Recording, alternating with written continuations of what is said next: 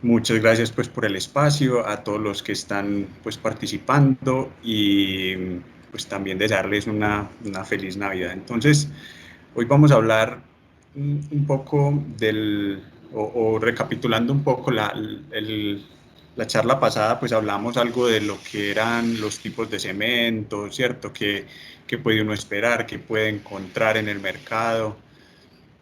También como la incidencia que tiene o la importancia de dosificar bien o de prestar mucha atención a los agregados que ocupan un gran porcentaje del volumen total de la masa del concreto y algunas, digamos, patologías que se pudieran como presentar por diferentes factores. El día de hoy vamos a hablar de algo de la tecnología pues como más aplicada o de algunos tipos de concreto pues especiales y no solo como de la teoría, sino en realidad lo que sucede cuando hablamos de la tecnología del concreto, pues en temas de módulo elástico pues lo vamos a ver en los otros concretos y cómo eh, unas buenas decisiones nos pueden llevar a tomar pues o hacer un proyecto más exitoso que otro, porque pues hay detalles que a veces se nos pasan por alto y eso nos trae unos reprocesos y unos sobrecostos en los proyectos pues importantes.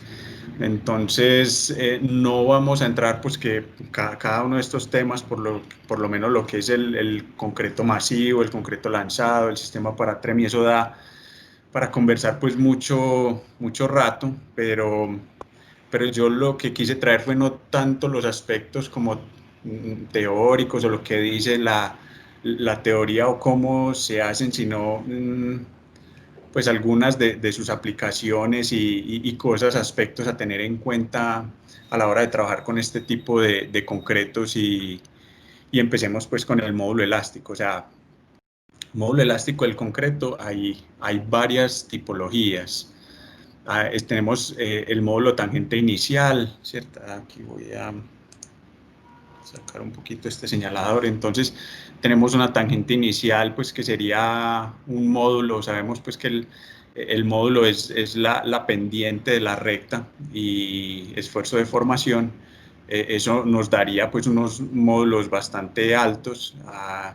Hay otro módulo que es el tangente y con el que normalmente trabajamos en la ingeniería pues, o en las obras de concreto, es el módulo secante.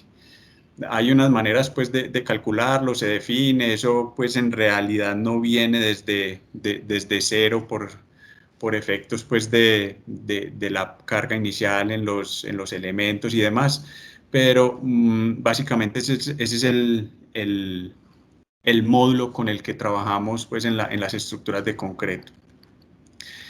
Para eso, las diferentes normas tienen ecuaciones, digamos, preestablecidas. Me recuerdo el código anterior, el ANSR 98, que tenía expresiones para el módulo de elasticidad dependiendo del tipo del agregado, si era ígneo, metamórfico y demás. Aquí tenemos pues algunas de los ejemplos, por ejemplo, de la norma europea, cómo establecen ellos el módulo elástico teórico y cómo lo establece la norma colombiana NSR10 para concretos livianos y para concretos de peso normal. Pues aquí entraría uno a la resistencia del concreto en megapascales y obtendría pues un módulo elástico. Pero pues con esto lo que les quiero llamar la atención es que siempre tenemos unas expresiones teóricas, pero muchas veces o en algunas aplicaciones pues muy particulares, por ejemplo, concretos pretensados, postensados, y donde la deformación sea un aspecto muy relevante, pues yo los invito a que no se queden con el módulo elástico teórico, ¿cierto? Porque una cosa es el módulo elástico teórico y otra es el módulo elástico real. Yo he visto pues en los ensayos que se han hecho, que he tenido pues acceso a algunos pues estudios que se han hecho ahí en Argos, y uno se queda sorprendido cuando encuentra que el módulo elástico del concreto pues en realidad no llega sino por ahí a un 80% de lo que uno calcularía con una ecuación teórica. Y eso pues también va muy enlazado porque lo podemos combinar con lo que hablábamos la vez pasada.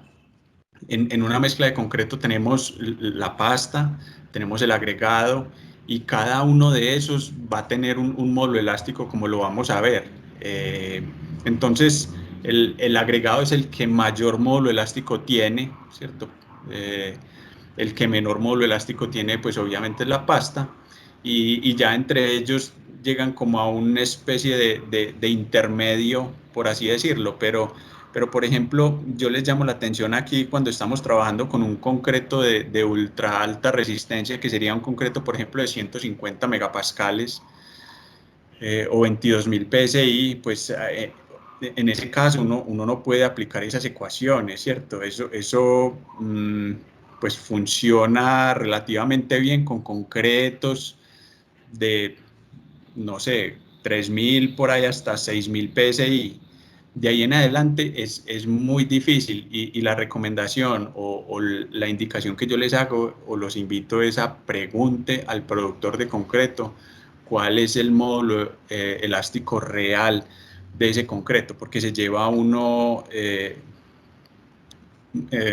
sorpresas. En este concreto de ultra alto desempeño de 22.000 PSI o 150 megapascales, vemos que por la ecuación, pues uno tendría un módulo elástico de 57 gigapascales, y en realidad ese concreto llega en nuestro medio a 38 gigapascales, o sea que estamos bastante lejos de la realidad. Por eso, ni siquiera poniéndole un factor como reductor al módulo elástico teórico, pues se puede uno estar acercando al módulo elástico real. Entonces, esa es la invitación. O sea, si en alguna de las aplicaciones requieren calcular deformaciones o hay algo donde esté involucrado ese módulo elástico, aunque de por sí pues todas las estructuras en el cálculo lo llevan implícito para el cálculo, por ejemplo, de las derivas. Ahí yo lo reconozco cuando trabajé en diseño estructural, uno utiliza el módulo elástico teórico, uno se va a la fórmula, lo pone, y ahora que uno encuentra esta realidad, uno se pregunta, bueno, ¿y cómo es esa, en realidad esa deformación? Uno hace unos cálculos y puede estarse equivocando. Entonces, lo que les decía, la pasta puede tener entre 10 y 30 gigapascales de módulo elástico. El agregado es el que mayor módulo elástico tiene, y el concreto, pues uno encuentra diferentes rangos entre 30 y 50 megapascales, pero en realidad pues puede estar el límite inferior más bajo, ¿cierto? Del orden de 15 y hasta 20 gigapascales hasta unos 40, 45, y eso va muy de la mano con la calidad del agregado. Recuerdo en un proyecto pues bastante importante a nivel pues de Colombia, es el proyecto Atrio, donde pues a Argo le solicitaron no tanto una resistencia del concreto, sino un módulo de elasticidad.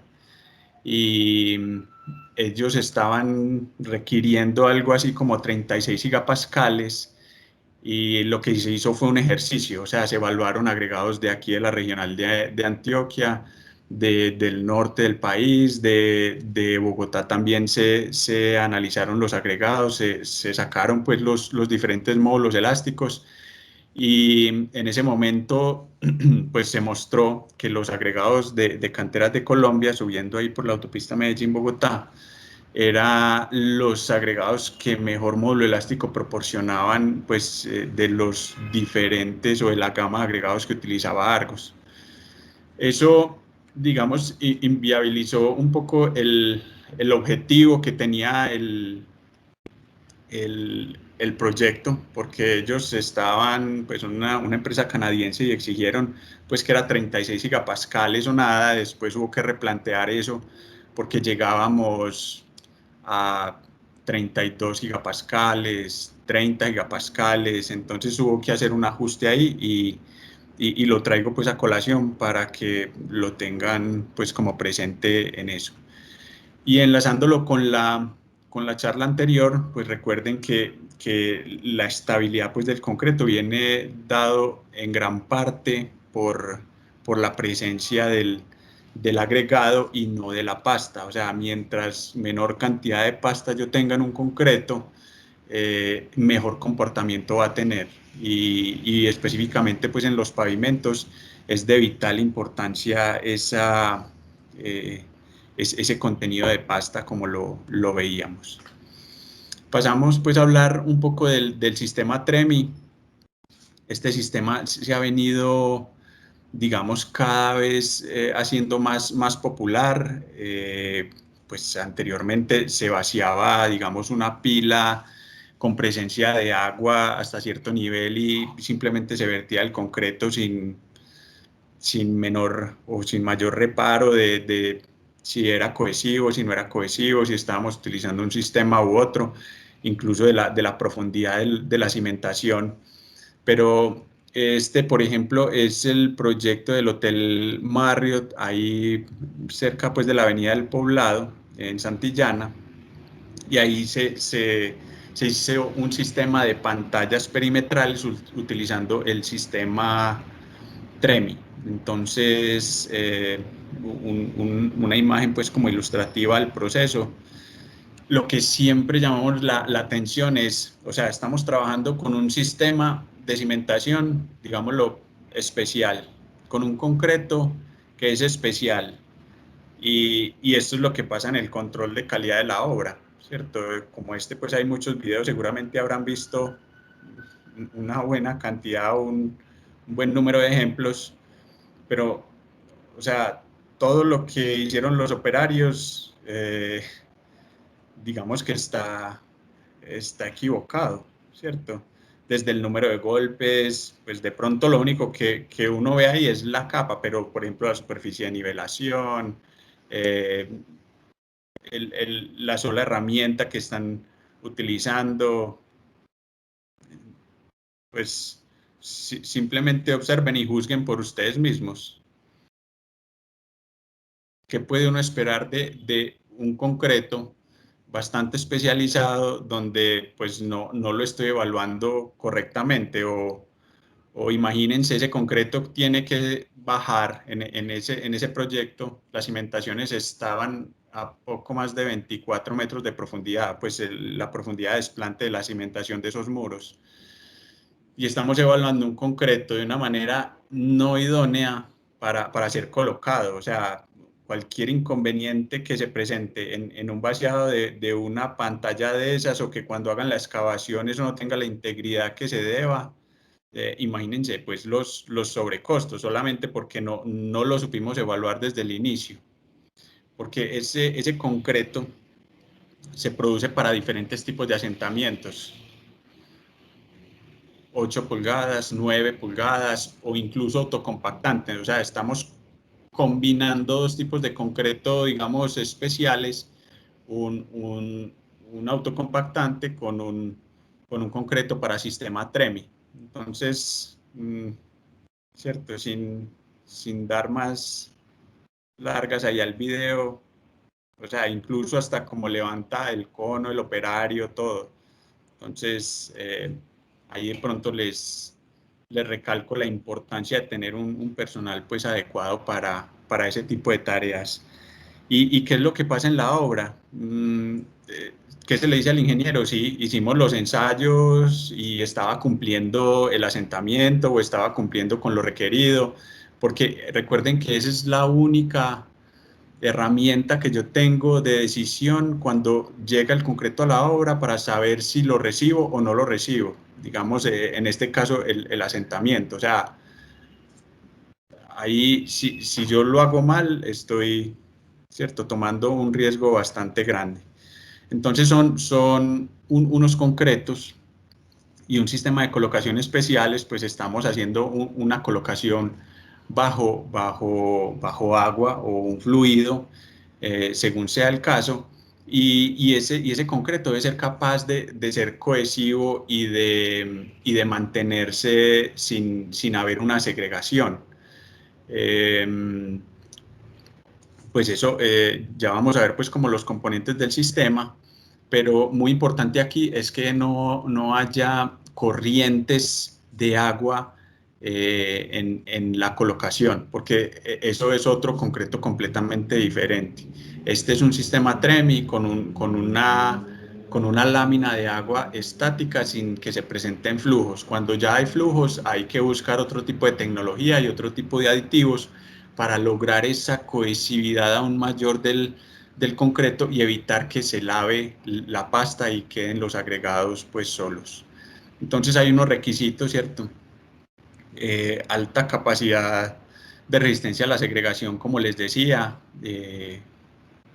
debe ser capaz de mantenerse la pasta y los agregados como un todo.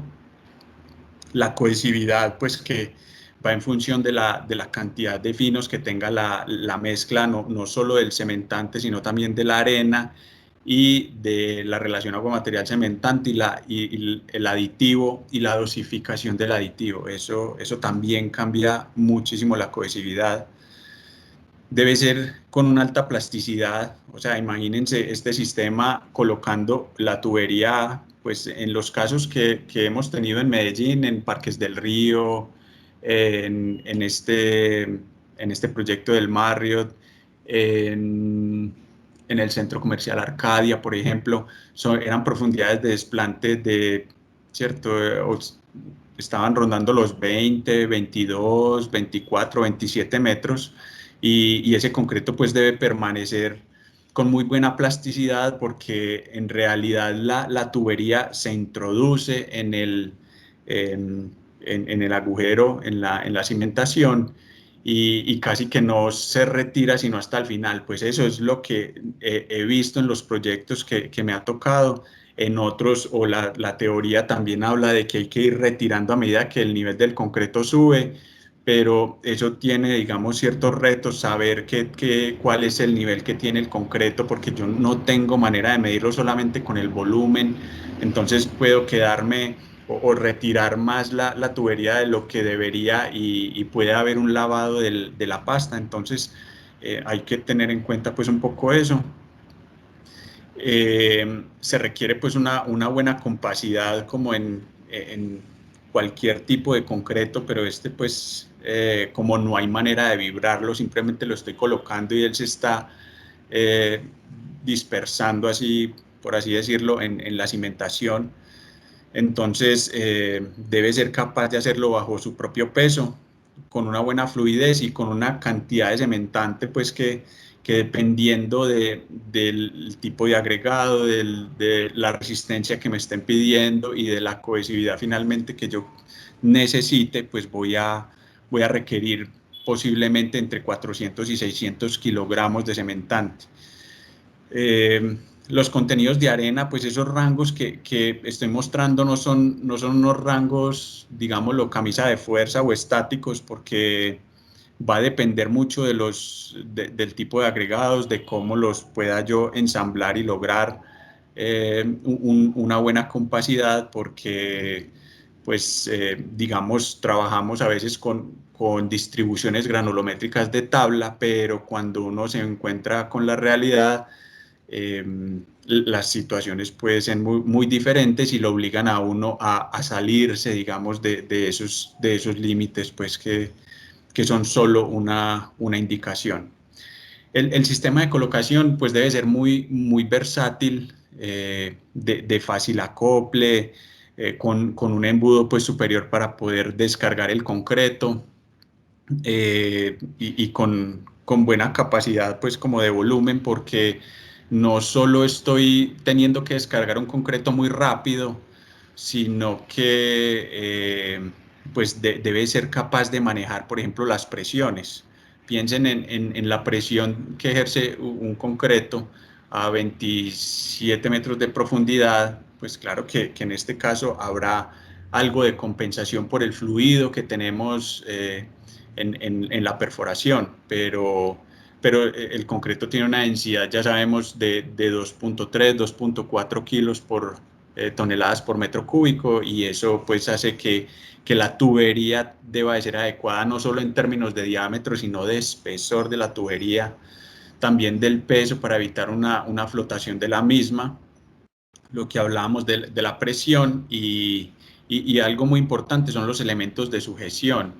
Vemos aquí unos tubos que tienen un sistema de acople que vamos a ver un poco en alguno de los videos, porque uno encuentra en la teoría, pues sí le dicen, ah, no, eso es una tubería con bridas, pero eso haría muy difícil el ensamble y desensamble de estos elementos, aunque pues también he visto casos en los que acoplan 20 metros de tubería y los izan para después ponerlos en la excavación de la cimentación. Pues lo ideal pues no sería hacerlo, y por eso hay unos elementos como lo vamos a ver que nos ayudan a hacer ese ensamble muy fácilmente estando pues en el sitio sin tener que izar un tubo de 20 o 30 metros. En el diámetro es mínimo 15 centímetros o 6 veces el tamaño máximo nominal. Esto pues 15 centímetros nos daría para trabajar bien con un agregado de hasta 1 pulgada. Si es mayor el tamaño del agregado, pues habrá que tener una tubería más de un mayor diámetro. Y hay que tener en cuenta también como los espaciamientos que tengo con el acero de refuerzo, ¿cierto? Esa tubería ojalá no exceda el 80% de la separación del acero de refuerzo, el 35%, por ejemplo, del diámetro del pilote, el 60% del espacio libre en la canasta, pues sí estamos hablando de pilas, y si es en pantallas, la mitad del ancho de la pantalla. Como en todo sistema pues de colocación y con todas las herramientas, pues ojalá esté muy limpio, porque eso puede convertirse en una restricción y pueden haber atascos en la tubería. Este es el sistema de unión, ¿cierto? Vemos como simplemente hay un acople muy rápido y el operario lo que va a hacer es colocar un cable para empatar esas dos secciones de tubería. Así de fácil, digamos, resulta con esta metodología ensamblar dos secciones de tubería, que es como lo ideal. Y ahí tenemos los perfiles que tienen unos mecanismos, y con la ayuda de ese ensanche que tiene la tubería, los mantienen en el sitio para hacer, digamos, nuevos acoples o incrementar la longitud de la tubería. Ahí vemos también como en la punta pues debía haber un espacio o un soporte para poder permitir primero que salga el diablo, que vamos a ver pues el diablo, la pelota de espuma que se utiliza para poder hacer la descarga del concreto, que funciona parecido como a un sistema de bombeo donde coloco un diablo y hay una lechada para aumentar la tubería y, y entonces permitir pues fácilmente la descarga del concreto en el fondo de la cimentación. Los fluidos de perforación pues tienen pues una reología bastante particular, pues puede haber los bentoníticos o puede haber otros líquidos con una tixotropía apropiada para ese tipo de aplicaciones. Eso pues es un mundo completo, porque eso hay que controlar el contenido de finos, hay que controlar el pH, hay que controlar la densidad. Entonces, cada vez que por ejemplo, se utiliza un fluido de estos en la perforación, debe pasar por un sistema donde yo le hago un proceso para poderlo limpiar. Entonces, es muchísima, digamos, la cantidad de información y de tecnología que hay detrás de esto, porque a veces no nos damos cuenta, pues, como de todo eso que involucra.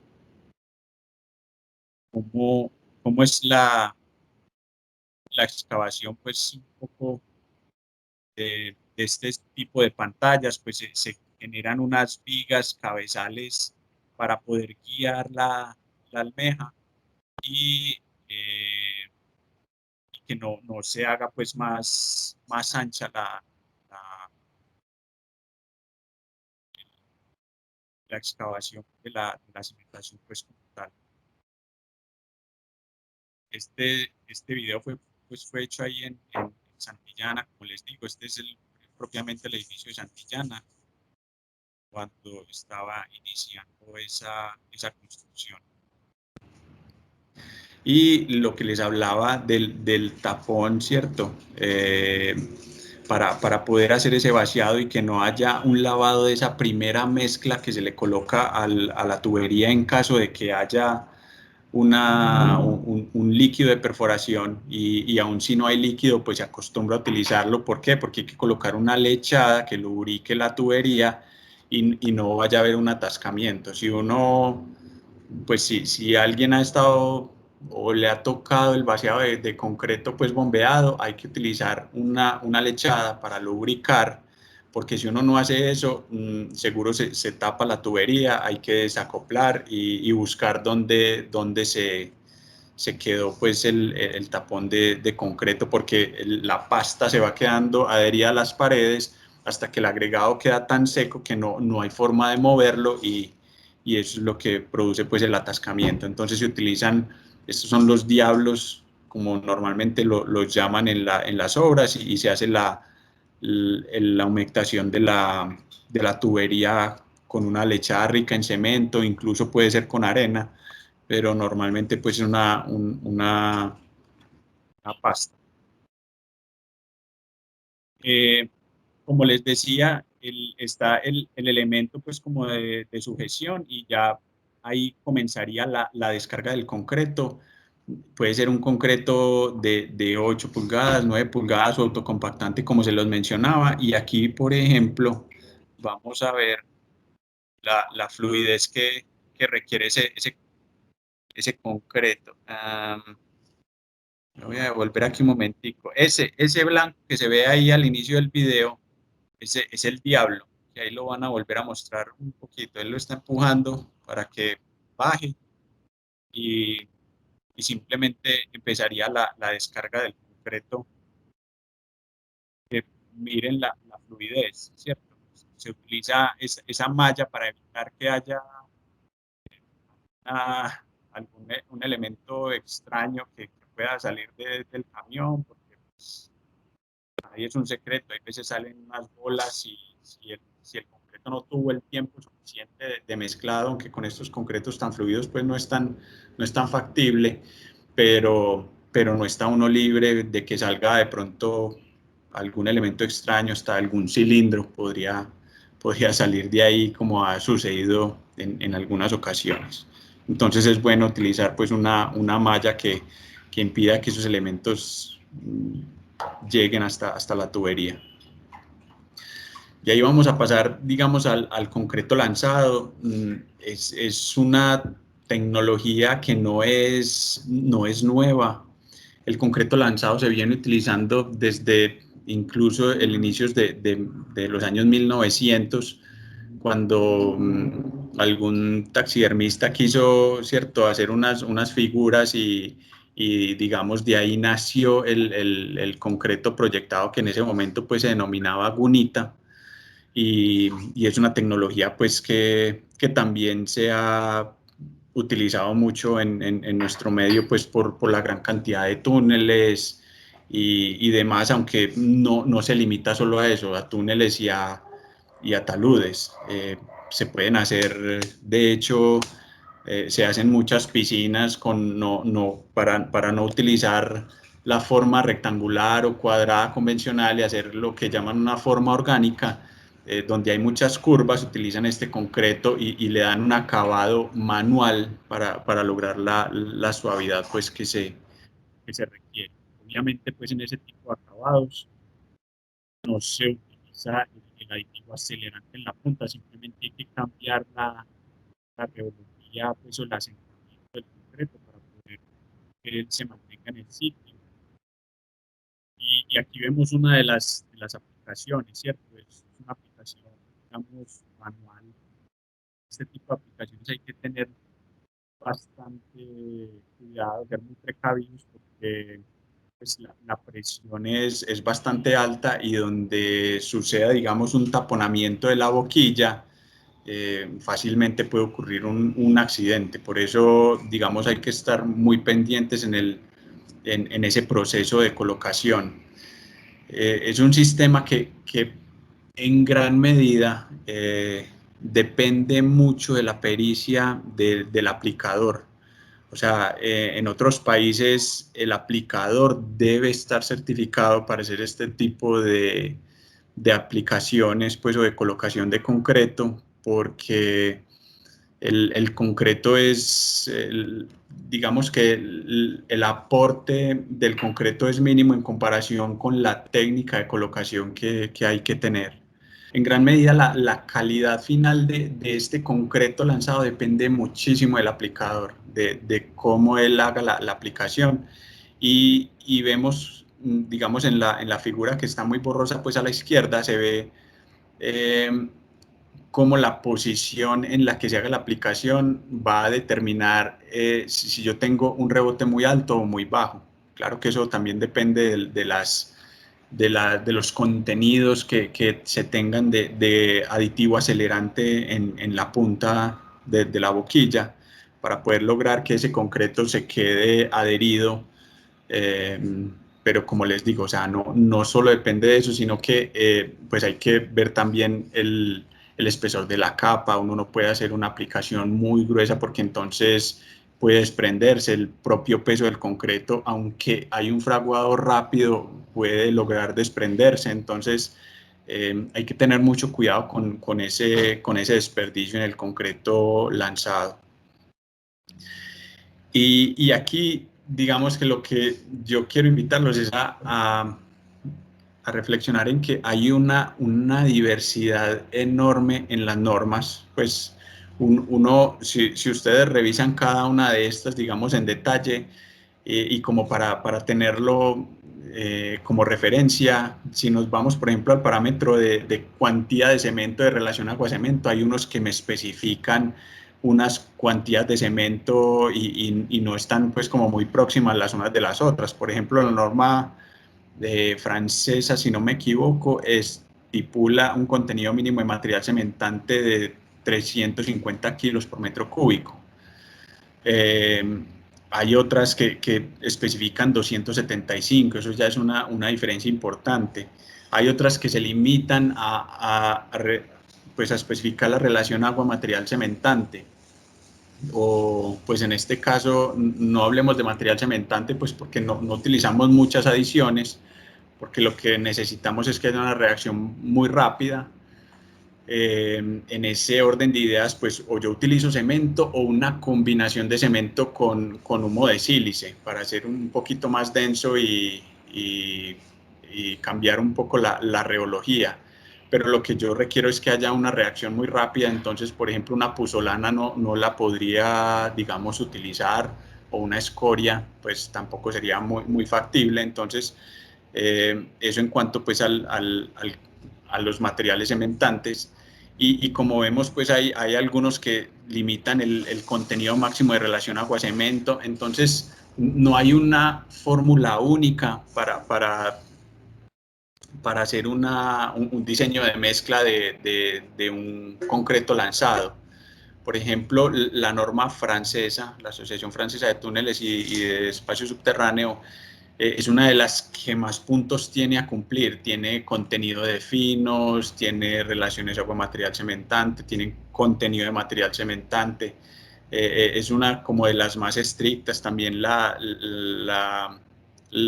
pues AENOR tiene alguna especificación, y hay otras más abiertas como la de Concrete Society, que pues es más laxa y habla, por ejemplo, de relaciones agua-material cementante. Entonces, no hay un único modelo o diseño de mezcla para este tipo de concretos. O sea, así como en los otros concretos, hay una gama amplia dependiendo de lo que yo esté buscando. Hay unos que incluso limitan el tamaño máximo del agregado, pues por temas de rebote, por ejemplo, porque si mientras más el tamaño del agregado sea mayor, pues habrá un mayor rebote. Entonces también hay algunas que limitan ese tipo de aspectos. Dentro de las variables más importantes pues, que se deben controlar, como les decía, es la colocación. Eso es lo fundamental en este tipo de concreto lanzado. La persona que maneja o la boquilla o el RoboJet está suficientemente capacitado, porque hay que cumplir, por ejemplo, las distancias de aplicación podrían estar entre 80 centímetros y 1,20. Si yo me acerco más de 80 centímetros, la fuerza del impacto hace que haya más rebote. Si yo me alejo más de 1,20 centímetros, de 1,20 centímetros, pues ya la fuerza del impacto no va a ser la misma, entonces la densidad no va a ser la que estábamos buscando o va a poder desprenderse más fácil el concreto. Entonces, de esas dos variables, por ejemplo, la distancia de aplicación y la velocidad de colocación, depende la fuerza de impacto y es supremamente importante. Entonces, si el aplicador no lo conoce, no está bien entrenado, no está haciendo la posición, que en general lo más recomendado es estar perpendicular a la superficie, pues en la cual se está lanzando, digamos, eso va a incrementar el porcentaje de rebote y hagan un número sencillo, por ejemplo, un túnel que pueda tener 30.000 metros cúbicos de concreto lanzado. Entonces uno habla de porcentajes como, el 5%, no, eso es bajito, pero hagamos el 5% de 30.000, ¿cierto? Y volvámoslo en metros cúbicos, 1.500 metros cúbicos. ¿Y cuánto valen 1.500 metros cúbicos de concreto que se desperdiciaron porque se cayeron al piso? Eso no hay forma de reutilizarlo. Además hay que sacarlo muchas veces, entonces no es solo el hecho de que él no se adhiera a la superficie, sino que hay que tener en cuenta esa cantidad de actividades adicionales como removerlo, sacarlo, disponerlo. Eso pues tiene un costo gigante. Entonces, si logramos reducir el rebote, pues estamos impactando pues, positivamente la aplicación de ese concreto. Hay que hacer unas pruebas de compatibilidad. Esa nos ayuda a definir la dosis del acelerante, porque uno está buscando en general, ¿cierto? Como en el otro caso, en general se buscan fraguados iniciales entre 30 y 60 segundos y fraguados finales entre 3 y 4 minutos para poder lograr esa adherencia. ¿Y cuál será una dosis de acelerante? Eso depende pues del tipo de acelerante. Lo que sí se busca pues en general es que sean libres de álcalis y esa dosis puede variar entre el 4 y el 8%, pero hemos estado en proyectos en los que hay que subir la dosis del acelerante hasta el 10 y 12%. Eso también pues es un sobrecosto para esos proyectos, pensando en la cantidad de metros cúbicos que hay que lanzar. Pero es una de esas pruebas pues, que hay que hacer sin falta para definir la cuantía de ese material, del aditivo a utilizar. Porque también hay que tener en cuenta que no es lo mismo lanzar cuando la pared está vertical a lanzar sobre cabeza. Entonces, en general, habría que incrementar esa dosis cuando estoy lanzando sobre cabeza para lograr que ese concreto se sostenga en el sitio y también controlar el espesor que coloco. O sea, si yo en la pared puedo colocar un espesor, cuando estoy lanzando sobre cabeza, el espesor que puedo colocar va a ser menor. La otra prueba es la adaptabilidad, que esa ya se mide, digamos, en el campo, para definir pues, o para evaluar la velocidad del fraguado y la evolución de la resistencia que tiene ese concreto lanzado. Eso debe cumplir con unos requisitos, pero esas son las dos, digamos, pruebas básicas que se le hacen al concreto lanzado, además de los cilindros que se toman, pues los cilindros no, las muestras que se toman a las artesas para poder evaluar la resistencia a la compresión. Y esto pues ya estaba incluido dentro de lo que habíamos dicho, que había que, pues es fundamental también controlar el rebote, que va dado muy de la mano con la colocación. En este tipo de aplicaciones, uno ve que utilizan malla o fibra o refuerzo convencional y uno se pregunta, bueno, ¿y cuál es mejor? Digamos, desde el punto de vista de la colocación y de la integridad de ese concreto, para mí, yo pienso que son las fibras, pues no solo por eso, sino por las propiedades con las que va a quedar el concreto. Por ejemplo, si tenemos barras convencionales en el túnel o en la aplicación, pues que sea, la dirección de lanzado es desde abajo de la pantalla hacia arriba. O sea, aquí ustedes ven esto plano, pero es porque se estaba lanzando con un fondo plano para hacer este tipo de pruebas. Entonces, dependiendo de la experiencia del aplicador, pues yo voy a tener una mejor aplicación o una aplicación no tan buena, porque me va a quedar un espacio detrás de la barra de refuerzo. Entonces, empiecen a imaginarse ¿cierto? La unión de esos dos materiales que siempre buscamos que sea uniforme y que haya un recubrimiento continuo de la barra, porque ustedes saben que la barra tiene unas estrías y trabaja es por tracción. Entonces, si yo no tengo esa barra bien recubierta de concreto, pues ella no va a hacer de igual manera el trabajo para el cual está colocada allí. Y a manera pues esquemática, un comparativo, pues yo puedo utilizar fibras, se habla de fibras entre un rango entre 30 y 80 kilos de fibra por metro cúbico. Si estamos hablando de fibra sintética, yo podría estar hablando entre 4 y 14 o 15 kilos por metro cúbico. Pero miren la diferencia, esto digamos que es la curva de esfuerzo de formación o carga de formación, que es en otras palabras la tenacidad de ese concreto. Si yo tengo un concreto reforzado con malla, pues él va a tener digamos, una tenacidad o una utilidad.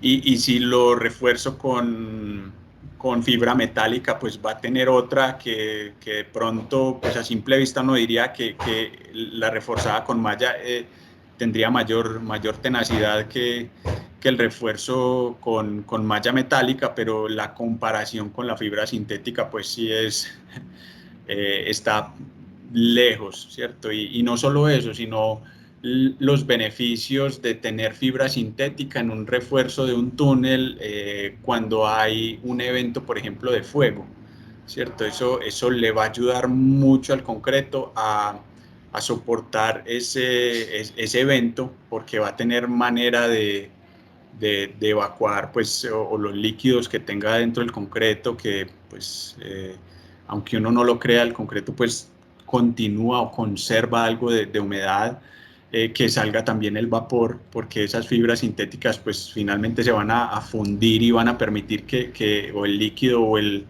vapor salga. Entonces va a ser más resistente a un evento pues de fuego. Y vemos como mecánicamente pues la fibra sintética también le aporta mucho. Entonces por eso yo me inclino en una aplicación de concreto lanzado, me inclinaría a utilizar fibra sintética a otro tipo de refuerzo. Y pues por último tenemos la aplicación de concreto masivo. También vemos en crecimiento este tipo de aplicaciones. Pues antes, digamos, nos veíamos muy orientados a estructuras con cimentaciones de pronto de zapatas o de pilas, pero estas losas de cimentación ya son pues digamos, exigen otra tecnología de concreto. Ahí estamos viendo una foto de lo que es Nuevo Naranjal, en la 65 ahí por Macro Jumbo Home Center, que tiene esos edificios tienen esa placa de cimentación y el volumen está del orden de los 950 metros cúbicos. Ahí pues evidentemente pues había forma de poner distintas bombas. En ese caso teníamos 4, después llegó otra bomba y habían algunas de stand-by para poder lograr ese vaciado, colocar 950 metros cúbicos entre las 6 de la mañana y las 12 del mediodía, 1 de la tarde. Entonces uno ve una aplicación de esas y uno dice, ah, sí, eso es concreto, digamos, masivo, pues como bastante evidente, incluso sin uno conocer la definición de concreto masivo. Esto es Ciudad del Río, otro edificio con alguna cimentación. Vean algunas características distintas. Aquí en Nuevo Naranjal se utilizó esta formaleta para encofrar ese concreto, mientras que en Parques del Río, en Ciudad del Río, perdón, la formaleta estaba conformada básicamente por el terreno y también había muy buena accesibilidad para la descarga de concreto. Este proyecto ya sí estaba un poco más restringido en la accesibilidad, pues solamente se podían tener aquí esta mixer descargando y con una tubería que llegaba hasta cierto punto aquí más atrás que no sale en la foto, otra mixer descargando, pero son volúmenes considerables. Aquí también tenemos un encofrado que es prácticamente el terreno. Entonces, ahí yo me preocupo, o en la obra se deben de preocupar por la pérdida de calor de esa cara superior del concreto, porque pues formaletas aquí no van a retirar. De pronto en esta sí hay que tener un especial cuidado. Y por ese tipo de cosas es que hay que hacer hay que poner unos medidores o hacer unos controles como este que se ven aquí de otro edificio donde también se hizo un vaciado de concreto masivo y se monitoreó la evolución de la temperatura. ¿Por qué? Porque pues varias cosas. La vez pasada habíamos hablado de algunos de los efectos que tiene o que se presenta en el concreto cuando la temperatura supera los 70 grados centígrados. Qué pena, yo conecto por aquí este computador. Supera los 70 grados centígrados y también me da indicaciones de cuándo puedo retirar la formaleta en caso de que el elemento tenga encofrado, ¿cierto?, en las caras laterales. Entonces, estas líneas más oscuras verticales representan pues los días. Vemos cómo entre el primer y segundo día se alcanza la temperatura máxima a 70 grados centígrados, cómo la temperatura ambiente está oscilando pues entre, digamos, 17, 18 grados y 32 grados en el día, que es la temperatura pues nuestra aquí. Y cómo, pues, el indicativo es, bueno, ¿cuándo es que puedo yo desencofrar un concreto? ¿Cuál es la recomendación que se hace? Es cuando haya un diferencial de temperatura de no más de 20 grados centígrados entre el elemento, la temperatura del elemento y la temperatura del ambiente. O sea, si yo tengo un elemento encofrado de estas características y con esta evolución de temperatura, yo debería desencofrar, ojalá, ¿cierto?, después por aquí del cuarto día, 1, 2, 3, 4, o sea, después del cuarto día. Y en general, pues lo que dice un constructor es, ese encofrado vale mucho, hay que retirarlo lo más rápido posible. Y si hacemos un monitoreo de estos, pues vemos que ojalá lo pudiéramos dejar incluso hasta el quinto día y un poco más, porque si no puede haber inconvenientes con el choque térmico que vamos a ver. ¿Por qué? Esto es un elemento, no digamos que tiene que ser masivo precisamente pues como por el ejemplo que les voy a mostrar, pero es un vaciado de un concreto, digámoslo especial, y donde al poco tiempo de la colocación, pues ustedes saben que inmediatamente se pone en contacto el agua con el cemento, hay un desprendimiento de calor importante y ese, digamos que el concreto entra en un periodo durmiente, el cemento pues en su reacción, y luego se activa nuevamente. Entonces la temperatura inicial se incrementa y como que se mantiene mientras hay la reacción pues de hidratación y el fraguado inicial. Después, como les dije, esa reacción se acelera y la temperatura interna empieza a ser mayor, ¿cierto?, que la temperatura externa. Y a medida que la hidratación continúa, pues ese calor se va aproximando a las caras externas del elemento.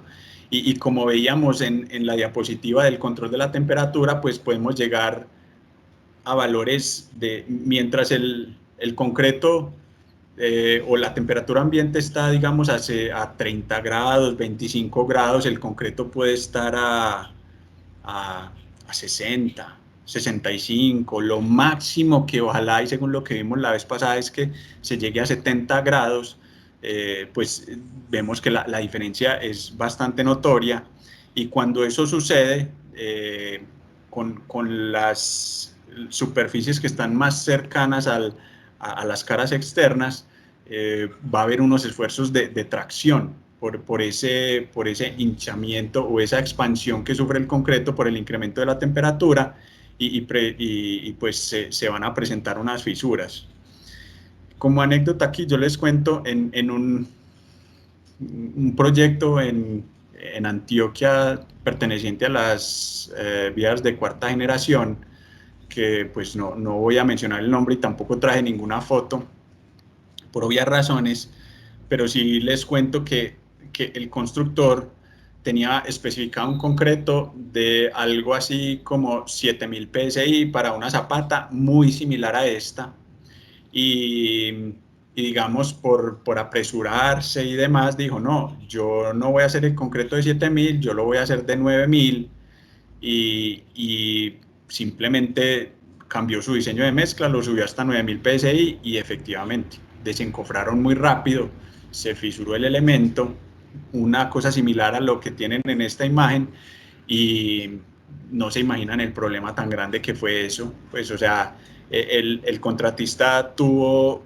un montón de meses el pago retenido por eso, porque se hicieron estudios especializados, incluso intervino el Instituto Eduardo Torroja de España para dar un concepto acerca de la temperatura que se había alcanzado y de las fisuras que habían aparecido y los problemas que podría tener esa estructura a largo plazo. Entonces, por el hecho de uno apresurarse y no controlar, digamos, en este caso, la temperatura de los materiales, la temperatura de colocación y demás, pues puede uno llegar a este tipo de situaciones pues que son tan incómodas, tan difíciles.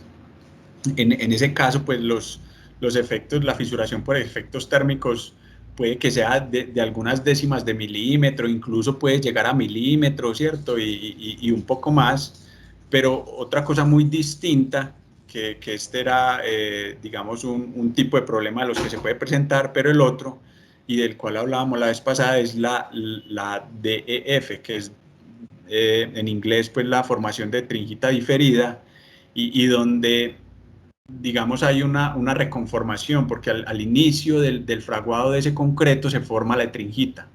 Cuando la temperatura se eleva tanto, y por eso digamos que hay unos límites que dicen que hasta 70 grados, cuando la temperatura supera eso, esa formación de tringita se disuelve, y ella se va lentamente formando en otras partes con el paso del tiempo. Eso no es inmediato, obviamente, eso se puede tomar años, pero dependiendo de las condiciones de humedad relativa y de la temperatura pues, que se haya alcanzado en el proceso de vaciado, esa etringita puede empezar el proceso de expansión que es similar a un proceso de reacción, por ejemplo, álcali-sílice, donde hay una expansión y se fisura por completo la estructura. Entonces, hay que tener mucho cuidado y, por ejemplo, como para no dejarlos ahí con la duda de qué pasó en el proyecto que mencioné, la recomendación pues fue como para que eso se dé, tiene que haber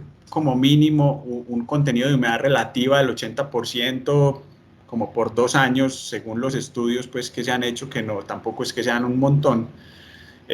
Lo que se dijo es, vamos a impermeabilizar pues de una manera muy buena la cimentación, cosa que eso no esté sometido a, pues afortunadamente no había nivel freático cerca y podían, digamos, hacer una buena impermeabilización para que no se fuera a presentar este fenómeno pues a largo plazo. Entonces, eso pues en una estructura así de masiva, pero, pero digamos que también hay que tener mucho cuidado con elementos que uno no cree que son masivos, pero que pueden presentar un montón de problemas. Este proyecto, digamos que es muy bonito y trae a colación lo que hemos estado hablando. Tenemos unas pantallas perimetrales, este proyecto es Arcadia, el centro comercial donde se hicieron estas pantallas perimetrales, y ahí, por ejemplo, les puedo contar, cada vaciado de un módulo de estas pantallas exigía que al inicio de la colocación hubieran 4 carros para empezar a descargar, 4 camiones mezcladores, o sea, mínimo 30 metros cúbicos para empezar el vaciado. Y ese concreto pues debía tener una manejabilidad muy buena, porque miren vaciando cuánta longitud, y esto es la longitud expuesta, imagínense la longitud empotrada, ¿cierto? Porque esto no llega simplemente al nivel inferior de la excavación, sino que está empotrado un buen número de metros por debajo de ese nivel. Entonces, ese concreto era concreto Tremi, con una alta fluidez, con un tiempo de manejabilidad abierto que era aproximadamente de 4 horas, con una exudación controlada. Mejor dicho, este proyecto de esta cimentación lo ejecutó Soletanche, Bachis y más. Ellos tienen parte francesa o socios franceses. Entonces, ¿se acuerdan que les decía que ellos eran los que más condiciones tenían en el concreto lanzado? Pues igual en el concreto Tremi, para estas cimentaciones. Había condiciones de exudación, de manejabilidad, de fluidez y de resistencia, además de todo, ¿cierto? Como en todo concreto. Entonces, se combinaron ese tipo de cimentación con concreto Tremi, con unas columnas bastante especiales, que pues eran un gran número de columnas. Si alguno ha tenido la oportunidad, pues ha visto, esas columnas son de diámetros de 80 centímetros, de 1 metro de diámetro, las redondas, y las que son alargadas tienen 1,40 en su eje mayor de longitud. Entonces, hasta ahí, digamos, uno lo vería como un concreto convencional, hasta que le dicen ese concreto es de 9000 psi. Entonces ya uno empieza a pensar diferente, o ustedes van a empezar a pensar diferente cuando vean un elemento donde les pidan 9000 psi de resistencia. ¿Por qué? Porque el solo hecho de tener esa resistencia requiere una cuantía de material cementante importante, y eso puede hacer que se generen unos calores altos, así como los que hablamos en concreto masivo. Por eso, digamos, aquí debería haber masivo entre comillas, porque lo hace así la aplicación como tal, pues la especificación del concreto, no tanto por el volumen, porque uno diría, no, una columna de 80 centímetros de diámetro no cumple como masivo si uno se va a una definición anterior de concreto masivo, donde decía que elementos con dimensión mínima mayor de 1 metro se consideraban como masivos. No, eso ha ido cambiando, y pues se refiere más a las condiciones de vaciado. Entonces vemos cómo estas columnas, incluso lo voy a hacer un poco más grande, aquí vemos unas columnas que ya fueron vaciadas y tienen un geotextil recubriéndolas para crear un microclima. Pero si yo me voy al lado derecho de la foto, se hace un poco extraño que una columna que no haya sido vaciada, que está encofrada con una formaleta metálica, tenga este geotextil recubriéndola. Pues en ese caso fue necesario. ¿Por qué? Para conservar las condiciones, digamos, allá al interior de la columna una vez estuviese vaciada. Y lo que sucedió, pues muy al principio del proyecto fue esto, que se colocaba, se especificó un concreto de 9000 PSI. ¿Qué sucedió? No, curémonos un poco en salud y pongámosle más resistencia. Pues sí, el concreto estaba llegando a 12.000 y 13.000 PSI para estos elementos. ¿Qué hace un constructor normalmente? Ah, sí, desencofra el otro día. Una columna que vació ayer la está desencofrando hoy al mediodía. Y eso, pues ya, si lo relacionamos con la evolución de calor en un concreto, él apenas, con un día, apenas está subiendo la temperatura. Entonces puede ir por los lados de 40 o 50 grados de temperatura cuando el ambiente está a 20 en las noches, a 18. Entonces imagínense el choque térmico, eso que produjo esta fisuración. Es un caso, digamos, no es atípico porque ya se ha presentado, pero digamos que deja muchas enseñanzas. Hay que tener mucho cuidado con esos concretos y desde el propio proceso de colocación y curado hay que tener muchísimo cuidado con eso. Entonces se fisuró, se sacaron una gran cantidad de núcleos como a ver si esa fisura era pasante, si no, hasta dónde llegaba, qué profundidad tenía. Incluso en esta figura de la derecha, pues o en cualquiera de las dos, ustedes pueden notar, pues casi que uno puede medir y decir, vea, ahí los estribos están a tanto, ¿cierto? Lo mismo en esta, ¿cierto? Si uno ve esto, uno dice, esta es la parte inferior de la columna y tiene una confinación, unos estribos de confinamiento que están a 10 centímetros, por así decirlo. Si uno mide la distancia entre fisuras, puede saber la distancia entre los estribos. Entonces, efectivamente, pues se sacaron núcleos, se vio que las fisuras iban hasta la profundidad de los estribos, pero había que tener mucho cuidado. ¿Por qué? Porque no es solo el concreto, entonces ahí es otro de los puntos que quiero llamar la atención. No es solo que el concreto tenía, en vez de 9.000, 13.000 PSI, sino que la canasta tampoco quedó bien posicionada porque no tenía la cantidad de espaciadores o de distanciadores requeridos. Entonces ella trataba de digamos, se desplazaba y quedaba más cerca en unos costados que en los otros. Eso también ayudó a que en esas partes donde el recubrimiento no era 4 centímetros, sino que era 2,5, se fisurara mucho más rápido. Y en la parte donde opuesta, donde el recubrimiento pasaba de 4 a 6 o incluso más, pues el concreto tenía mayor integridad. Aún así, pues lograba fisurarse. La reparación, pues imagínense ese concreto de 13.000 PSI a un día, ¿cuánto pueda tener? ¿Cierto? Si a 3 días estamos esperando el 50%, o sea, 6.000 PSI, en un día podemos estar hablando de fácilmente 4.000 PSI y ahora entre a demoler ese concreto para hacer ese tipo de reparaciones. Y digamos que cuando uno desde el inicio de pronto lo ve de esa manera, uno dice, no, demoler 4.000 de pronto no sea tan difícil.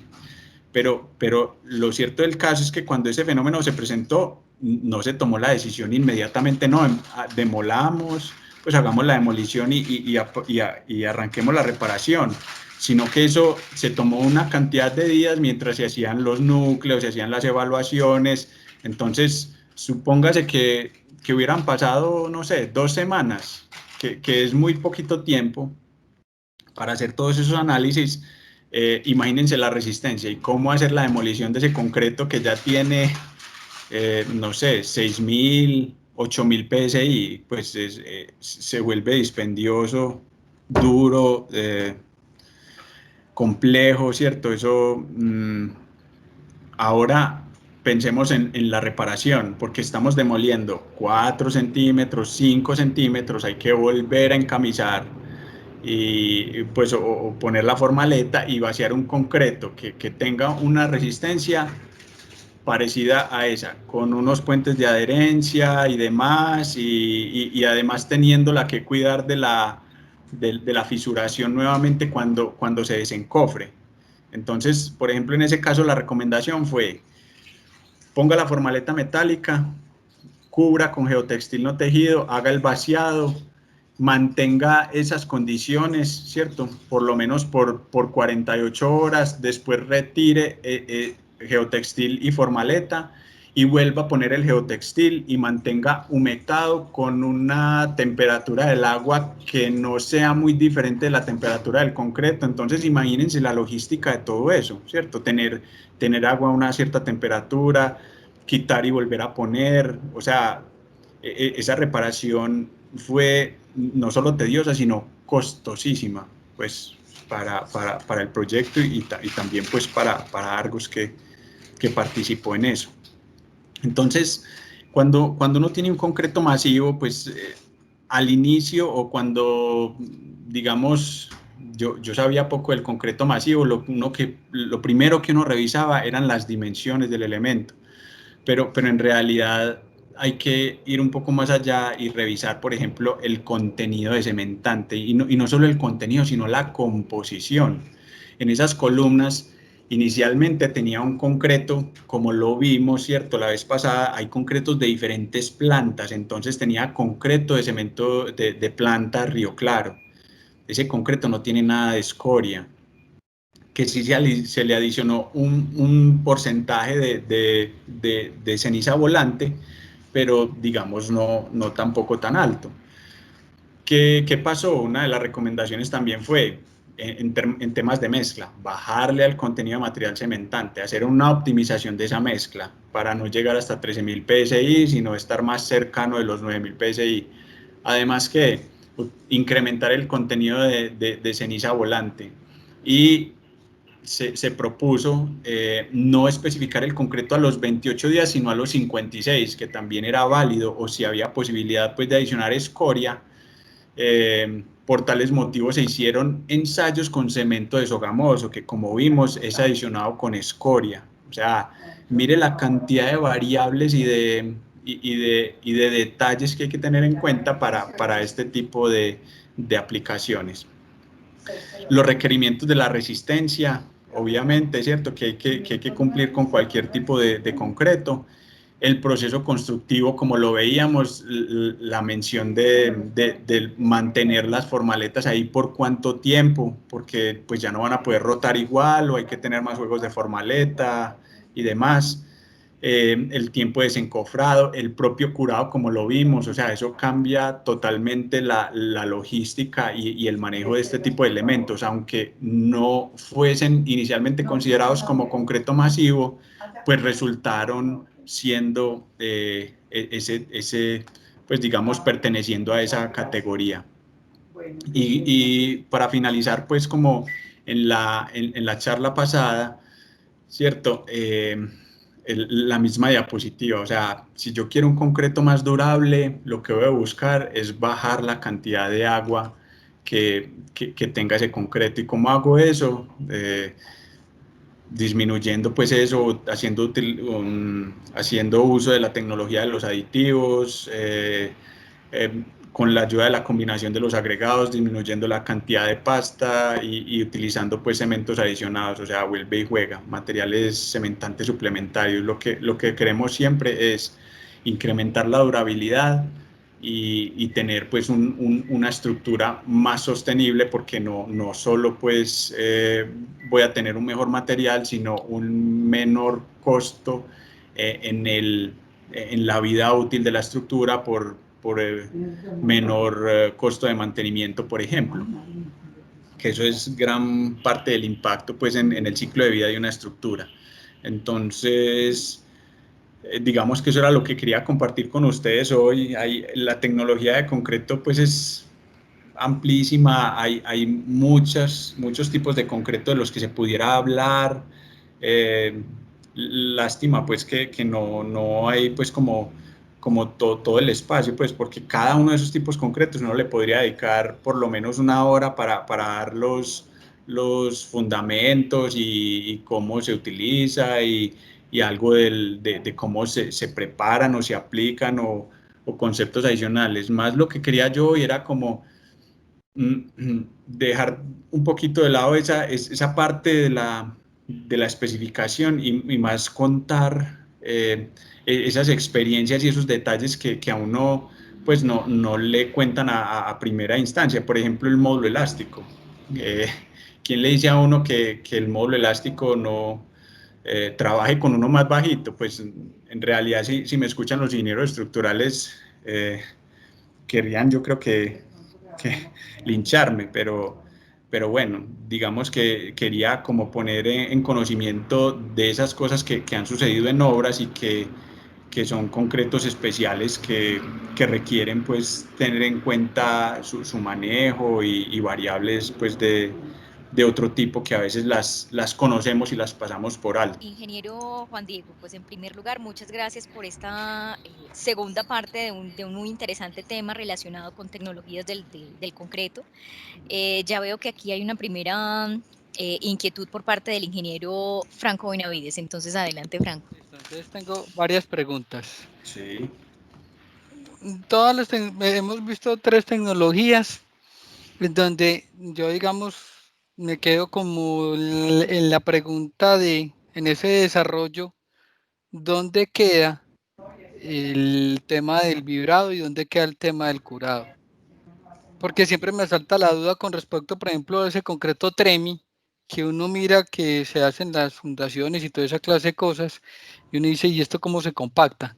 ¿De qué manera yo puedo garantizar de que no me quede alguna oquedad dentro de un proceso que, si no lo hago bien, en principio me pueden quedar esos vacíos que pueden, digamos, que hacer que lo que estoy fundando yo quede entrecortado en algunos puntos, ¿no es cierto?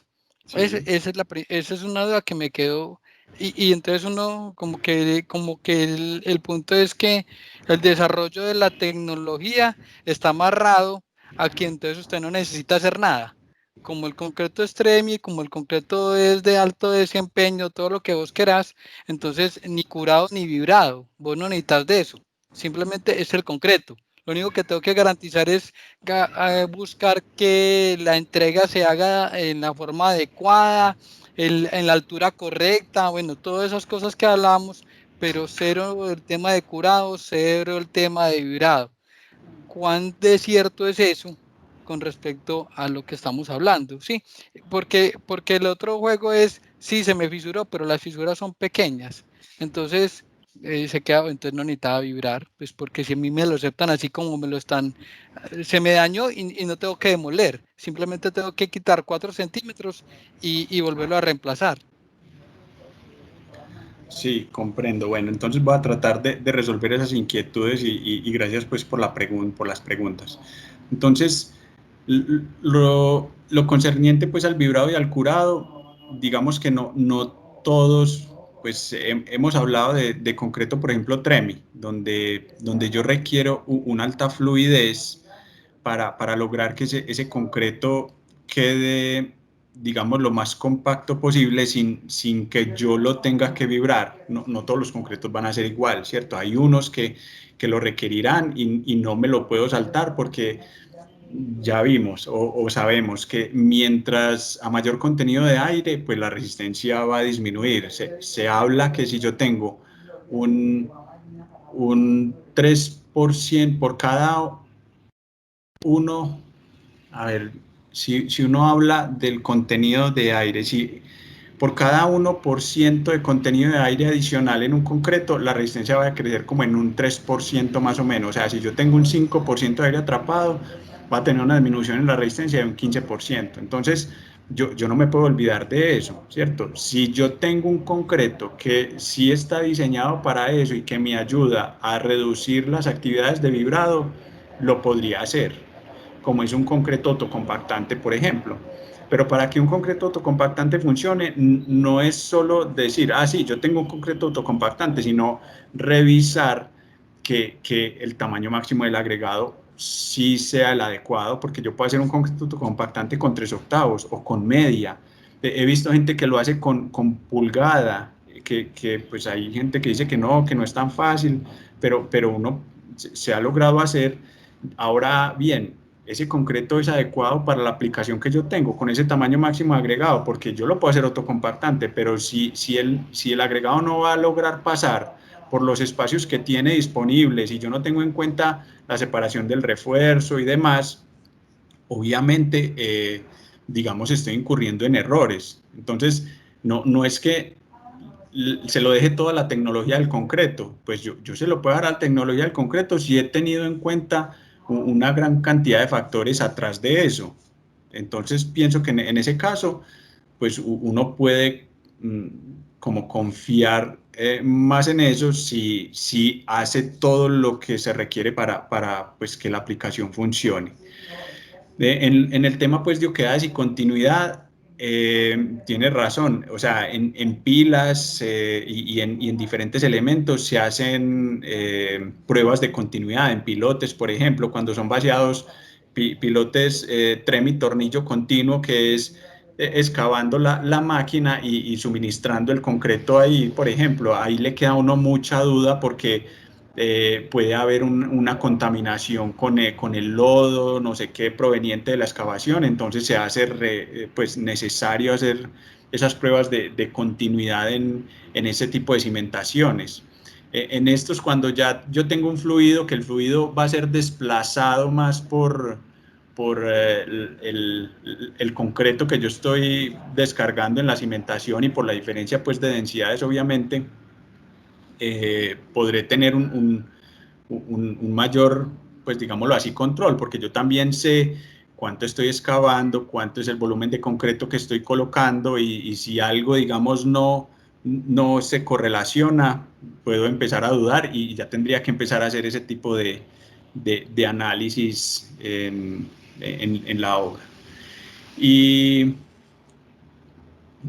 en lo de, pues creo que ahí estaban las dos preguntas, ¿cierto? Algo de vibrado, lo de la tecnología, pues que se lo deja todo pues, al concreto y menos actividades. Lo que sí es cierto es que digamos, los constructores, por, por varias razones, ellos a veces no quieren detenerse mucho a hacer unas actividades que en teoría no le están representando dinero. Imagínense, si nosotros aquí somos todos preocupados por curar y cure y cure y cure, vos te hubieras horrorizado de la respuesta que tuvimos de algún contratista en un edificio en una de las islas del Caribe, un edificio de 24 pisos, y le decíamos, es que es importante curar, no, es que a mí no me pagan por eso, a mí me pagan por poner el concreto y que es la resistencia, y si la resistencia da, yo no tengo que curar, entonces imagínese, pero no, eso no quiere decir que yo pueda prescindir del curado, o sea, si yo no curo, no estoy desarrollando las propiedades potenciales de ese concreto. Eso no me lo puedo saltar, ni el vibrado ni el curado, dependiendo de la aplicación que esté haciendo y del concreto que esté utilizando. Porque han habido casos, por ejemplo, una constructora reconocida aquí en Medellín que hace proyectos también en Bogotá. Normalmente hacía edificios de vivienda industrializada con concreto para sistema industrializado, pero eso no es un concreto autocompactante. Y dijo, ¿sabe qué? Yo voy a hacer un piloto, voy a vaciar un edificio con concreto autocompactante y el otro lo vacio con el concreto normal y comparo, ¿cierto? En temas de actividades adicionales que tenga que hacer por no utilizar un concreto autocompactante y comparo los valores. Ah, sí, el concreto autocompactante le resultaba más costoso, pero digamos, pudo reducir en algo las actividades de vibrado. El concreto pues le salió de mucha mejor calidad y en esos edificios que hay dinteles y antepechos y no sé qué, y esos antepechos son tan difíciles de que se llenen completamente con el concreto, hay que hacer muchas actividades posteriores de resane y no sé qué, y utilizar productos especiales a veces, porque no es solo el antepecho, sino el extremo de un muro que se quedó sin concreto por X o Y razón, porque no se vibró, porque no se dio chapulín o no sé qué, y comparó y dijo, ah, sí, el concreto autocompactante sí me sale más caro, pero yo reduzco y digamos esas actividades posteriores y logro un equilibrio, o sea, me va mejor incluso con el concreto autocompactante sin vibrarlo, no lo vibró y tenía la resistencia adecuada, ¿cierto? Con la integridad adecuada y es una estructura que uno puede ver, ¿cierto? Ya en este tipo de estructuras que son cimentaciones donde uno puede que ni siquiera las llegue a conocer o a percatarse, pues hay que tener mucho más cuidado de esa tecnología del concreto. Eso sí, pues. Ok, mil gracias. Con gusto. Adelante, Juan David.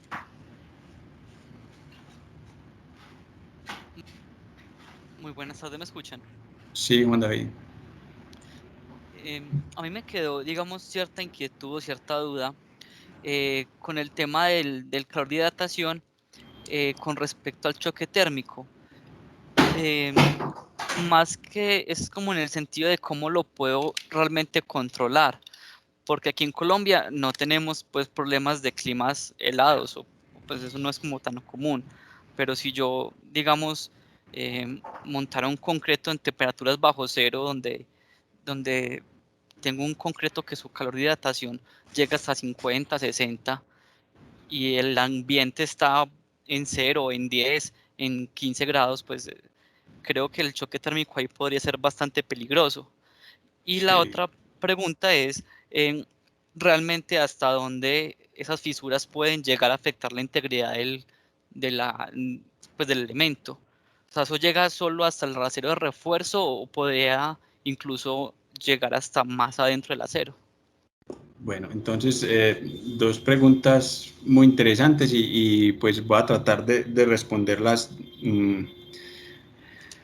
pues sí que quedes satisfecho con la respuesta. Lo que pasa es que, a ver, primero, no se requiere que uno tenga temperaturas tan bajas, incluso llegar a cero, para tener un choque térmico. O sea, con el solo hecho de que haya una diferencia de temperaturas entre el concreto y el ambiente de 20 grados, puede haber fisuración, ¿cierto? Y también eso va de la mano con la geometría del elemento, porque hay unas columnas, por ejemplo, hay unas geometrías que son más susceptibles a fisurarse que otras, con ese solo diferencial de temperatura. Entonces, por ejemplo, uno dice, ah, no, Medellín, no hace tanto frío, sí, pero por las noches, digamos que baje a 20 grados, pero si tu concreto está en 50 o 60 y apenas está subiendo la temperatura, lo desencofraste ese día y él sigue subiendo la temperatura y llega a 50, 60 y tu ambiente está en 20, ahí ya hay un choque térmico, ¿cierto?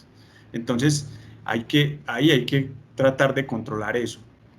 Cuando uno se va a temperaturas pues tan bajas como las que mencionaste, el concreto, ni siquiera el cemento, no hay reacción. O sea, si uno está allá en menos de 5 grados, menos de 4 grados, la reacción del cemento se inhibe. Por eso, en esos climas tan fríos, pues o hay que utilizar calentadores, incluso los buscan libres de CO2 para no inyectarle CO2 al concreto, sino simplemente elevar la temperatura pues por encima de los 10 grados, ojalá, para que haya una reacción de ese concreto. Y hay otras consideraciones pues adicionales en ese caso. Pero digamos, hay que buscar unas temperaturas pues óptimas. ¿Y cómo baja uno el calor de hidratación?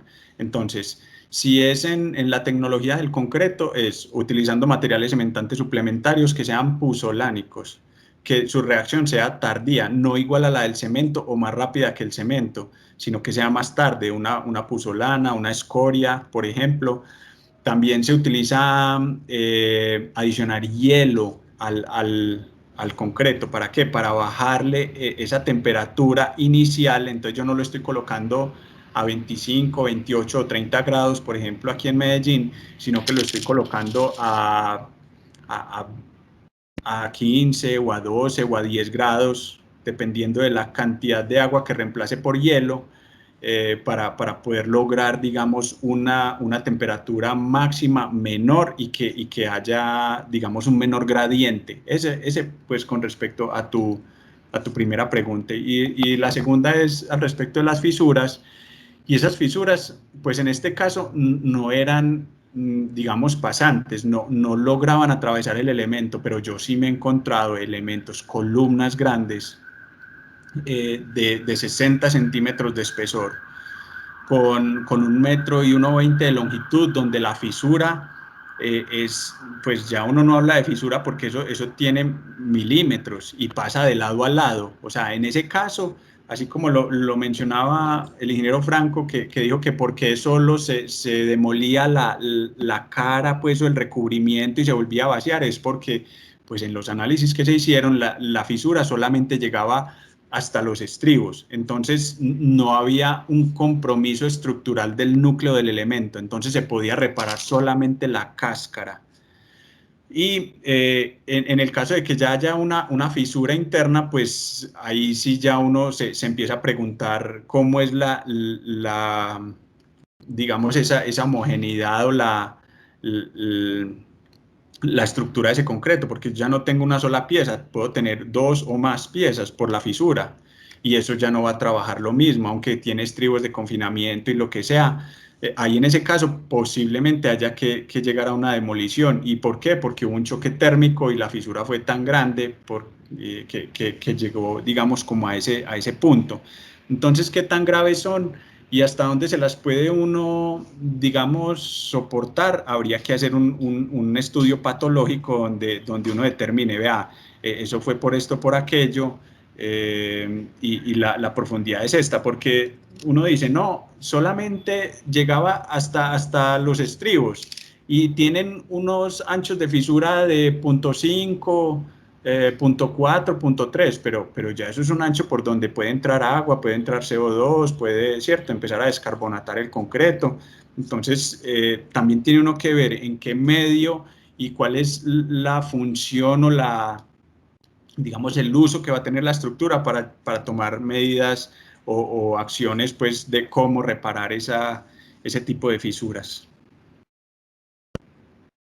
Muchas gracias, ingeniero. Pero entonces, las respuestas fueron bastante claras y muy interesantes, pero me surgió una duda con respecto al hielo. Entonces, Sí. parte de la relación agua-cemento se cambia por hielo. Sí. O sea, cuando se hace el diseño de mezcla, tú tienes X número de litros de agua. Entonces, otro de los métodos, pues, que se emplea es bajar esa temperatura del agua, porque uno tiene la temperatura, el agua, perdón, a temperatura ambiente. Si uno le quiere bajar la temperatura de ese concreto, una de las cosas, pues, a ver, uno puede hacer varias cosas. ¿Qué es lo más efectivo para mí? Bajar primero la temperatura de los agregados. ¿Por qué? Porque en 2.400 kilos que yo tengo de 1 metro cúbico de concreto, tengo del orden de, pues dependiendo de la cantidad de cementante, puedo tener 1.800, 1.600 kilos de agregado. Entonces, si yo enfrío el agregado, que está en mayor proporción, puedo bajar la temperatura. Otra de la siguiente cosa que se puede hacer es bajar la temperatura del agua. ¿Cómo la bajo? Le pongo hielo. Entonces ya no está la temperatura ambiente y no unos grados más abajo. Eso ayuda. ¿Y qué seguiría? Reemplazar parte del agua por hielo. Entonces uno dice, no voy a reemplazar el 10, el 15, el 20, el 50%. Pues obviamente no lo va a poder reemplazar todo porque uno necesita agua para poder mezclar y tener una fluidez de ese concreto. Pero sí he tenido la oportunidad de ver mezclas que reemplazan hasta el 50% del agua por hielo. Muchas gracias, ingeniero, muchas gracias.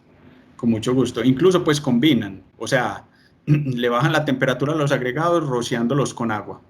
Le introducen cubos de hielo al agua de mezclado para bajarle la temperatura de esa agua y reemplazan parte del agua por hielo. Entonces uno puede hacer todo ese tipo de cosas en combinación para bajar la temperatura. Juan, y otra de las cosas que también se puede hacer y que recuerdo en algún momento se hizo en un proyecto que empleó concreto masivo y que utilizaron hielo, que esto fue en la ciudad de Barranquilla, Sí. y sabemos las temperaturas pues altas de nuestra costa, fue empezar labores muy en la mañana Ujú.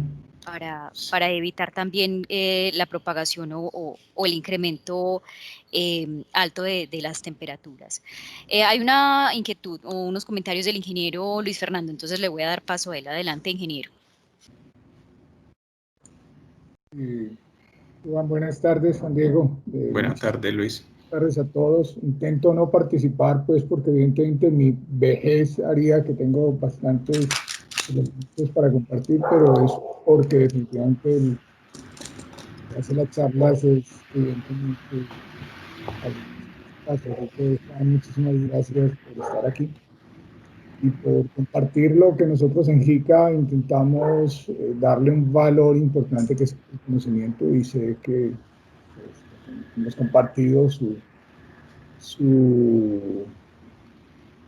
constancia en aprender, en los sacrificios que ha tenido para ese estudio en el exterior, y bueno, todo ese tipo de cosas que a nosotros nos ha sentir complacidos de tenerlo hoy aquí, Juan Diego. Muchísimas gracias en tal caso.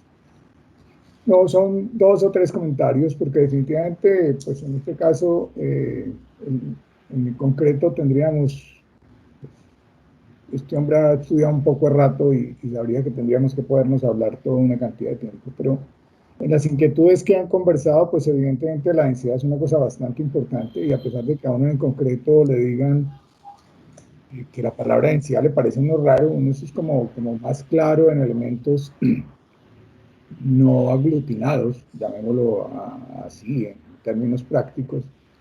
En el concreto, que es un elemento que parece no serlo, también es muy importante la densidad. La práctica más sencilla es en un concreto compactado con rodillo, que es una mezcla relativamente seca y es muy fácil entender el concepto de densidad.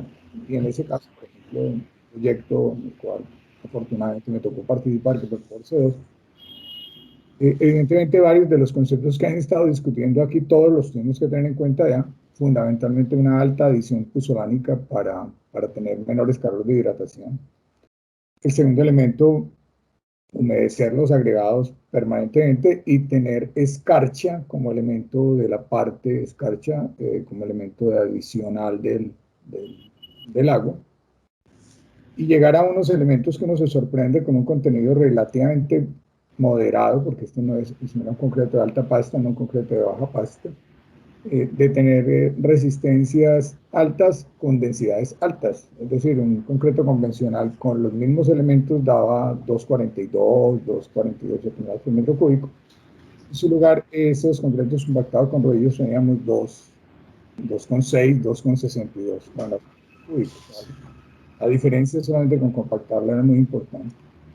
El salto térmico para un concreto masivo y compactado con rodillo, que es echar enormes cantidades de concreto, pues evidentemente es bastante importante, y ese salto térmico que la mayoría de las personas no tienen en la cabeza. Todo el mundo toca y dice, hay calor, pero nadie se pone como con juicio a decir, oiga, ¿por qué no ponemos una termocupla que vale nada pues para un concreto? Y poder diferenciar con temperatura ambiente y una termocupla bien puesta, lo que sucede en eso. Y a veces no saben por qué apareció una cantidad de fisuras y finalmente, como las que estaba mencionando de Arcadia, que no las conocía y me sorprendieron, pues evidentemente era casi evidente que iban a tener un problema con esos concretos hechos con cementos altamente adicionados. Entonces, evidentemente, hay que tener como cautela con eso. Lo que mencionaba, a mí siempre me ha dejado la mala práctica de los concretos vaciados en TREMI, porque el control es sumamente precario. Yo alguna vez dije que teníamos que hacer perforaciones una vez vaciadas para poder identificar primero si había una zona discontinua, pero segundo para identificar si estábamos logrando las resistencias, y peor cuando usted tiene que vaciar un TREMI bajo el agua, donde tiene que tener un concreto antideslave, pero por ejemplo aquí no, a la orilla del río Medellín, incluso estando en el metro, era complicadísimo que hiciéramos esa técnica concretos antieslave, que es una técnica muy importante y que prácticamente no la usamos. Pero que evidentemente lo que yo encontré cuando empecé a hacer perforaciones por el medio de los núcleos es que teníamos una gran diferencia de resistencia. Eso pues porque yo desafortunadamente pues no he escrito pues como lo debe haber escrito, pero evidentemente pues hay una diferencia absoluta en toda la columna que uno hace un vaciado, por ejemplo, de un pilote. En una pantalla todavía peor, porque en una pantalla es más cerrado el sistema y esas circunstancias es bastante complicada, ¿cierto? En una cimentación tan grande como las que estaba mostrando Juan Diego, o en un puente, por ejemplo, nosotros hicimos el puente Argos vaciando continuo el tope sísmico, que vaciamos 17 horas seguidas, con 2 plantas en full producción. Pues uno encontraba elementos que decía miércoles, aquí no estamos teniendo en cuenta una cantidad de circunstancias que están. Finalmente me quedó una cosa extraña de pronto de la figura que mostró de tenacidad en los concretos lanzados, porque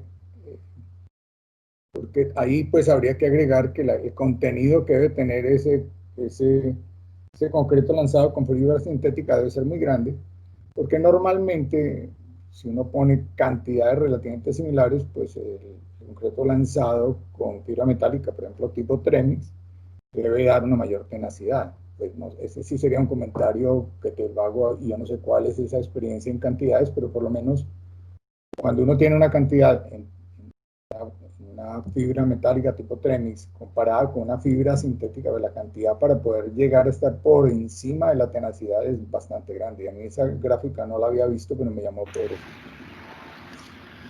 Sí, ingeniero Luis Fernando, pues primero muchas gracias pues por la invitación que me han hecho pues ya en 2 ocasiones a participar de estos espacios que son bastante interesantes. Pues para mí y para Argo es un placer compartir las experiencias pues y el conocimiento que hemos ido adquiriendo a lo largo pues de los años y de la práctica. Y con respecto a esa curva pues de tenacidad, en ese caso, si mal no estoy, ese concreto tenía 9 kilogramos, el reforzado con fibra sintética, 9 kilogramos de fibra por metro cúbico, mientras que el concreto reforzado con fibra metálica tenía 60 kilogramos. Entonces, yo he visto que eso también depende mucho de la geometría y la fibra como tal. Pues hay unas fibras que incluso pues yo también me quedé sorprendido cuando me lo mencionaron. Tienen otros atributos, pues no solo el ayudar a incrementar la tenacidad del concreto, sino que también tienen como otros atributos, son fibras especiales. Entonces, dependiendo también como de la geometría y del material y demás, pero que no son fibras pues que sean tan económicas, pues por así decirlo, puede uno lograr otro tipo de resultados. Entonces, en el túnel de Oriente, yo no recuerdo bien cuál fue allá se utilizó fibra sintética, pero no recuerdo en este momento el porcentaje de fibra que tenía pues la adición. Podría pues consultar algo más al respecto y podríamos conversar de ese tema de la tenacidad pues con un tipo de fibra o con otra.